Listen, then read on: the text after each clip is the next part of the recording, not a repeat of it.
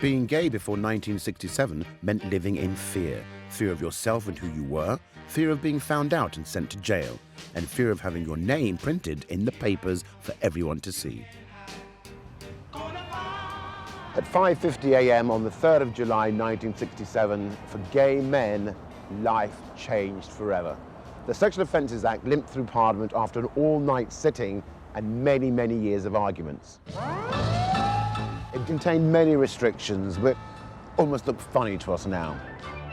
You could only have sex in a private house and behind a locked door, so if your flatmates were in, that was illegal. If you swapped phone numbers with a man and there was a potential you might have sex, then that was illegal too. And you both had to be over 21 or face a long jail sentence. The heterosexual age of consent was 16.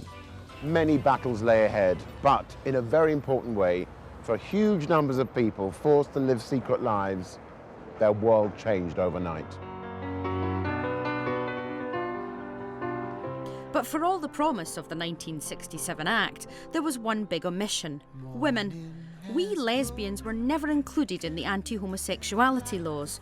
We fell outside the definition of what sex could be.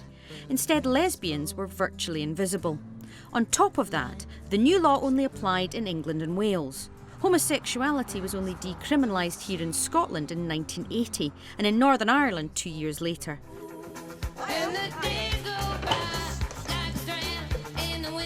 In 1928, a novel by Radcliffe Hall caused an almighty scandal.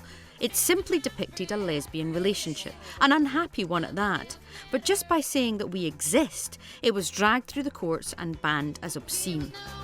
The editor of the Sunday Express wrote, "I would rather give a child a phial of prussic acid than this novel. Poison kills the body, but moral poison kills the soul."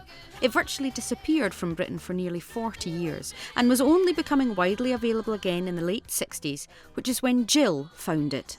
It was one of the first novels I read that contained a story about lesbians. And she comes across as being a bit of a tomboy.